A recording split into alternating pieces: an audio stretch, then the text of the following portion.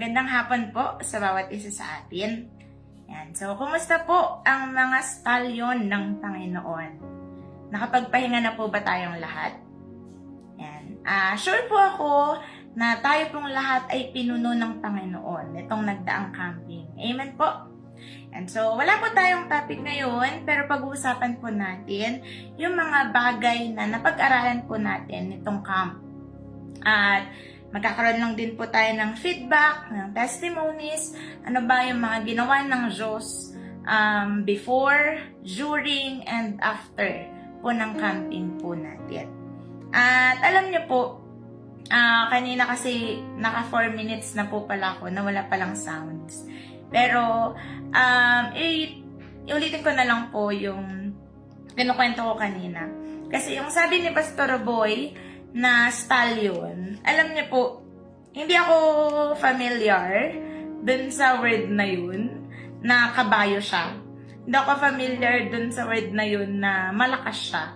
Pero familiar po ako dun sa word na yun kasi yung stallion na alam ko, hindi ko po alam kung alam ninyo, pero yung stallion po na alam ko is yung alak. Yung red horse. May malaki, may maliit. And paano ko po nalaman yun? Hindi naman po ako manginginom. Pero yung tatay ko po kasi ay dalawa lang ang iniinom niya. Kung hindi San Miguel Beer, red horse na stallion. Ngayon, ang ano pa po dito, ako po yung palagi niyang pinapabili.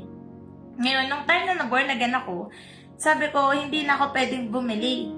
Hindi na ako pwedeng, hindi ko na pwedeng itolerate yung bisyo ng tatay ko. Kailangan sharean ko na siya. Kailangan sabihin ko na sa kanya na masama to para sa kanya.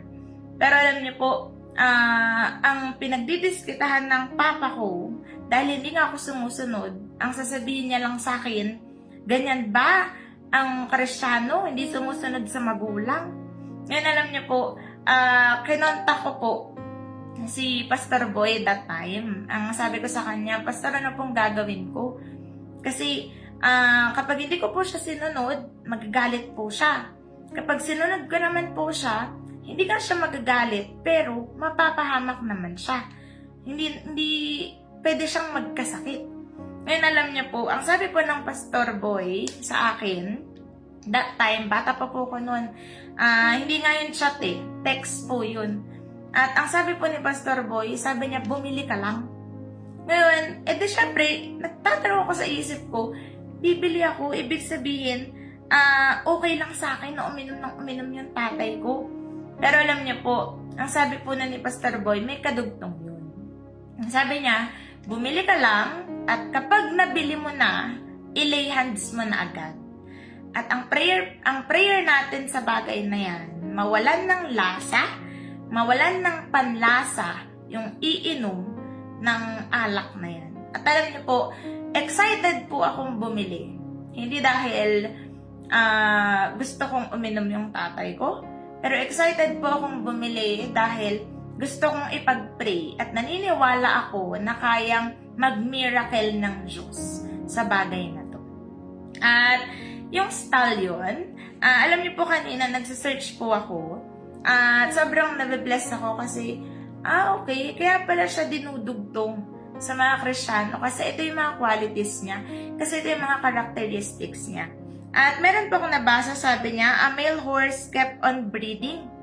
At naalala niyo po yung sinabi ni Pastor Boy na dapat tayong mga Kristiyano, lumalago tayo, dumadami tayo, hindi lang basta tumataba. Dapat dumadami. Amen po. At sabi niya po diyan, in terms of breeding, na ipapasa din nila yung qualities na meron sila. At nabanggit nga po ng ating pastor, yung mga qualities na meron ang stallion. Isa po dito yung fearless. At alam niyo po, sa ating mga Kristiyano, maidudugtong mo to in terms of discipleship. Kailangan yung good qualities na ipapasa po natin sa mga miyembro natin. Amen po. At isa pa, sabi niya po dito, and you know what? Aware ang mga stallions na breed sila for reproduction. At dapat tayong mga Kristiyano, aware din tayo na tayo ay breed tayo na dapat napapalago. Breed tayo na dapat napaparami. Amen po. At sabi niya po dito, ang stallion ay symbolizes power, freedom, strength, courage, and nobility. Sa pa po, ang symbol po nito ay raw power, endurance, and vitality. Alam niyo po sa history, ang stallion po ay ginagamit po sila panlaban. At alam niyo po, trivia, isa sa pinakasikat na stallion noon ay si Bucephalus. Kung kilala niyo po siya, siya po yung kabayo ni Alexander the Great. At siya po ay kompanyo ni Alexander sa labanan, maraming labanan na ipanalo ang kabayo na to. Maraming labanan na ipanalo kasama niya si Alexander the Great. At alam niyo po, for 2 decades, 2 dekada po, na magkasama sila at nananalo sila. At alam niyo po, ang sabi nga ni Alexander, itong si Bucephalus ay isa sa pinakamatapang. Isa sa mga kabayo niya na walang inuurungan. At naalala ko po yung sinabi ni Pastor Boy ng first night, sabi niya, ang mga Kristyano dapat fighter. Alam niyo po, before camp, kami po kasi, before camping po talaga, medyo stress na. Hindi naman po nagrereklamo po kami, no, sa aming ministry. Pero, stress po kami in terms na kailangan okay na yung listahan, okay na yung groupings. At alam niyo po, medyo struggle din po kami. Medyo naging challenge po sa amin yung pag-group nitong sem break camp. Kasi sa summer po kasi at saka sa mid-year camp, hindi po siya, yung bawat room, okay lang na magsiksikan eh. Okay lang na, pero hindi naman po tayo siksikan nung last camp, tama po. Okay lang na, halimbawa, etong isang grupo, okay lang na 5 yung hawak niya, tapos kapag may dumating, pwedeng idagdag pa ulit. Pero etong camping po kasi ay medyo challenging para sa amin. Kasi yung groupings po nito, depende po yan sa beds ng mga rooms. So, ibig sabihin po, katulad nung nakaraan, ang dami din po nating remove. Medyo na-challenge po talaga kami kasi kailangan maipalit.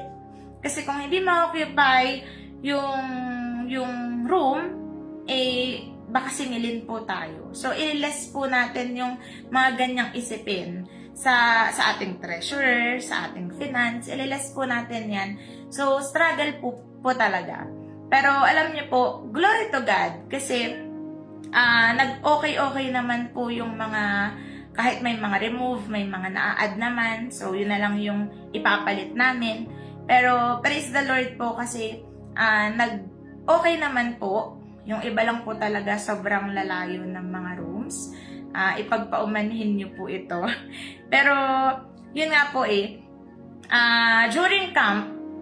before camp, meron na talaga tayong mga struggles na dadaanan. Tama po. At alam niyo po, dito kasi sa Baguio, hindi ko sure, pero ang tingin ata ng mga tao dito, tingin ata ng mga kung sino-sino, ang lahat ng tao sa Baguio ay turista. Na ibig sabihin, palaging may pera. Pero alam niyo po, kapag nagtatanong kami ng van, ang laging sagot po sa amin, 18,000, 16,000, meron pa 30,000, 23,000. Siyempre, ang kukunin may pinakamababa.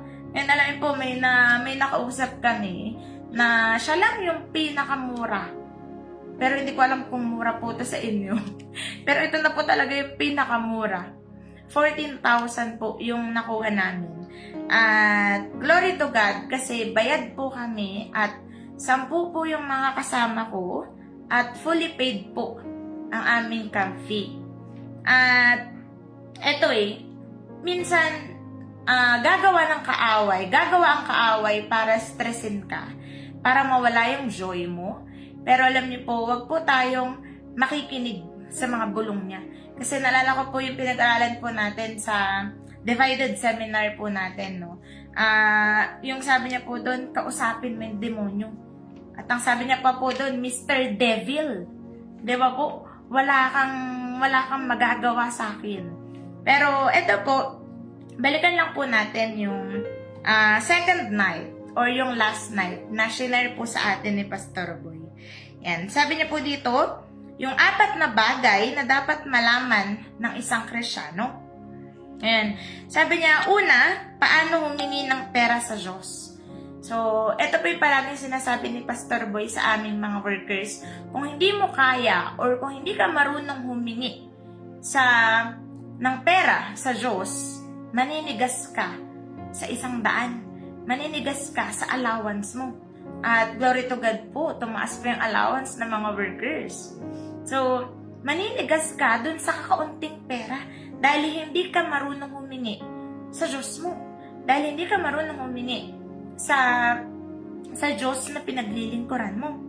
At yung pangalawa, sabi niya po dito, yung una po pala, meron po kasing binanggit dito si Pastor Boy na 2 bagay kung paano ka magbibigay. Yung una, yung systematic giver. Ito po yung tithing, partnership, yan, yung mga binibigay po natin sa wiyam, regular. Sabi niya, regular po tayong nagbibigay. Ito po yung systematic giver. At yung pangalawa, yung impulsive giver. Ito naman po yung bugso ng damdamin natin. Na may nakita ka lang na tao, tapos parang feeling mo gusto mo siyang bigyan. Hindi yun ang kaaway. Hindi yun bulong ng kaaway. At minsan hindi mo rin bulong yun. Kasi minsan ito na nga lang yung pera mo, tapos sasabihin pa nung nasa loob mo, ibigay mo. Tama po. At sure po ako, ang Diyos ang nagsasabi po sa atin. Sure po ako, ang Diyos ang nag-uutos po sa atin. At sabi niya, when you give, you will receive. Ngayon, yung pangalawa, sabi niya po dito, paano tayo humingi ng kagalingan? So, ayaw ng Diyos na may sakit ang mga anak niya. Ayaw ng Diyos na may iniinda tayo na kung ano-ano. It's either sakit man niya ng katawan or sakit man niya ng puso. Ayaw ng Diyos na mga bagay na yan. At dapat alam natin kung paano kunin sa Diyos ang kagalingan. Amen po. Yung pangatlo, sabi niya po dito, paano magtanong sa Diyos. Ngayon, dapat alam natin kung paano magtanong sa Diyos. At dapat alam din natin kung paano sumasagot ang Diyos sa mga tanong natin. Di ba po palagi sinasabi ng mga pastor natin, every time na magka-camping, kailangan ang dadalhin mo sa camp, syempre, mga gamit mo, ganyan. At isa pang bagay na dadalhin mo sa camp, yung heart na uhaw, at dapat naka-ready kang magtanong sa Diyos. 1 or 2, wag naman po yung 10 agad yung itatanong natin sa Diyos. Ngayon, start po natin ng isang tanong. Ngayon, pag nasagot niya at hindi pa tapos ang camping, magtanong ka pa ulit. Dapat alam po natin kung paano magtanong sa Panginoon. At yung pang-4, sabi niya po dito, alamin mo ang pinagagawa sa iyo ng Diyos at gawin mo ito. Ngayon, sabi niya po dyan, alamin mo ang pinagagawa ng Diyos sa iyo. Meaning to say, dahil tayo po ay mga workers ng Diyos, dahil tayo po ay mga Kristiyano, dahil tayo po ay mga stallions, dapat aware po tayo sa pinagagawa ng Diyos sa atin.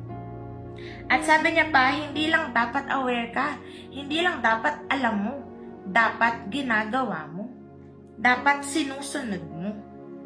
At alam niyo po, ilas ko na lang po dito, kasi naalala ko yung sinabi ni Pastor Mulo. Sabi niya, fulfilling your destiny by staying full. Isa po itong review.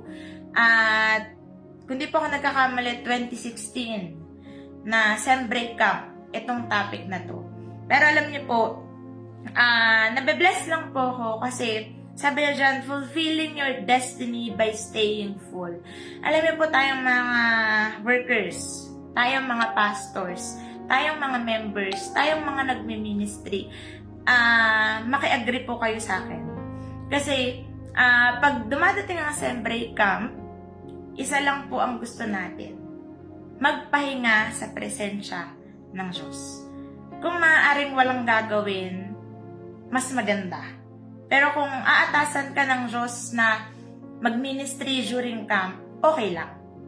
Pero alam niyo po, meron po ako nakausap. Before camp po kasi, nag-interview po kami ng mga counselors.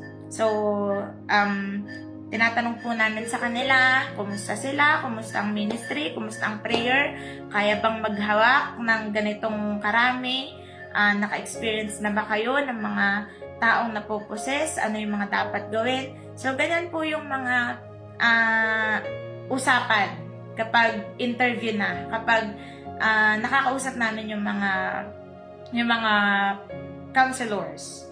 Alam niyo po, minsan nalulungkot ako kasi maraming mga counselors na ayaw nila. Maraming mga counselors na hindi naman ayaw, pero hindi 100% yung pagkagusto nila sa pagka-counselor. Pero minsan may mga nakakausap po ako, yung pagkagusto nila ng pagka-counselor infinite, yung pagkakagusto nila sa pagka-counselor 1 million over 100, over 10. Yung pagkagusto nila sa counselor ay 11 over 10. Pero may mga counselor po talaga na syempre hindi nga natin maiwasan na mapagod sa ministry. May mga counselor po na ayaw muna nila. Gusto muna nilang magpahinga. Gusto muna nilang punuin sila ng Diyos. At alam niyo po, last camp, before camping po, may nakausap po akong isang counselor. Alam niyo po habang nag-uusap kami, kahit ako, nabe-bless ako dun sa sinishare niya.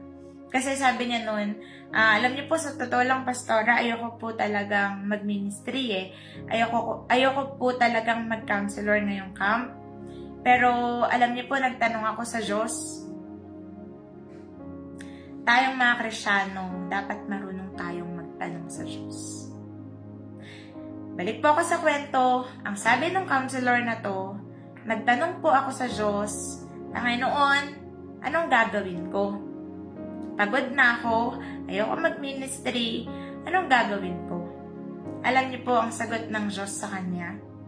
Sabi niya, anak, mapaparanas ko ang kapangyarihan ko habang ginagawa mo ang ministry.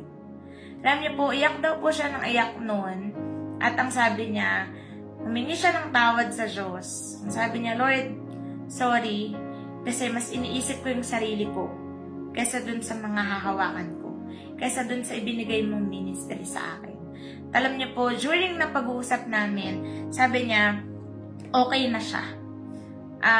Kahit ang rating po niya ay 7 over 10, ng pagkagusto sa counselor, pero ang sabi niya, merong sinabi ang Diyos sa akin at panghahawakan ko to. May rema ang Diyos sa akin at sure ako na hindi ako bibiguin ng Diyos. And alam niyo po, hindi ko, syempre kinakamusta naman po namin yung mga counselors during camp. Pero kagabi, nag-chat po siya, itong counselor na to, nag-chat po siya. Ang sabi niya sa akin, Pastora, gusto ko lang pong magkwento. Kasi hindi ko na po kayo napuntahan ng camping, pero gusto ko lang pong i-share sa inyo na sobrang nabe-bless po ko ngayong camp. Kasi sabi pa nga po niya, salamat po sa tiwala kasi ginawa niyo pa din po akong counselor sa kabila ng hindi ko masyadong gusto. Sa kabila ng medyo nag-aalangan ako.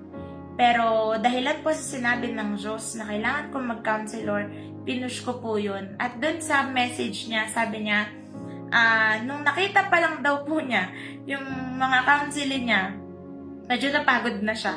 Nakita pa lang po niya yun Pero alam niyo po, during daw na habang inaalagaan niya, during camp, habang inaalagaan niya yung mga counseling niya, yung mga hawak niya, sobrang nabibless daw po siya. Kasi hindi daw gaano kakulit, lagi daw sumusunod, tapos kumakain daw po sila ng gulay na hindi niya kailangang ubusin yung pagkain nila. Kasi nga, kumakain ng gulay yung mga counseling niya. At alam niyo po, ang sabi niya pa, nabe-bless po siya kasi nung camping, nakita niya yung ibang mga nung nakaraang counseling niya. At sobrang ina-appreciate daw siya. Nagpapasalamat daw sa kanya kasi naging counselor nila yung taong yun. Alam niyo po, sa atin kasi bilang mga Kristyano, akala natin yung pinapagawa ng Diyos sa atin, minsan, yung ministry na ibinigay sa atin ng Diyos, akala natin kabigatan sa atin. Akala natin, pag ginawa mo to, hindi ka mapupuno ng Diyos. Pero alam mo po, ang ganda nga ng message ng Diyos sa kanya. Sabi niya, ipaparanas ko sa iyo ang kapangyarihan ko. Ipaparanas ko sa iyo ang anointing ko habang ginagawa mo ang ministry mo. At last ko na lang po dito yung divided seminar po natin. Sobrang blessed din po ako that time. Sabi niya yung called of God. Basahin ko na lang po sa inyo. Gumawa ka ng isang kalidad na desisyon. Walang problema kung ano man ang ibato ng dyablo sa akin. Titiisin ko ang lahat ng kahirapan bilang isang sundalo ni Kristo Jesus. Matagumpay kong makukumpleto ang training sa ministeryo at matutupad ang pagkatawag ko sa ministry. Alam niyo po, sa Diyos po natin kunin yung kasiyahan. Sa Diyos po natin kunin yung katatagan. Kasi, tandaan po natin, ang ministry na tinanggap mo ay isang lifestyle.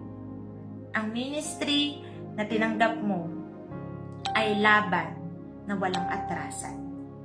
At maganda po na ma-remind po sa bawat isa sa atin na iba ang Diyos na tumawag sa atin.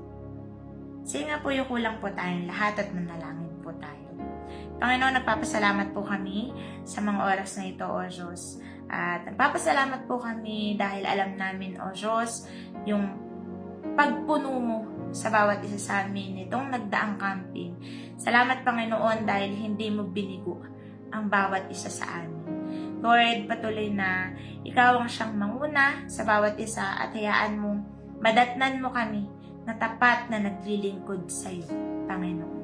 Salamat, O Diyos, sa iyong kapurihan sa pangalan ni Jesus. Amen. Salamat po sa time. God bless you.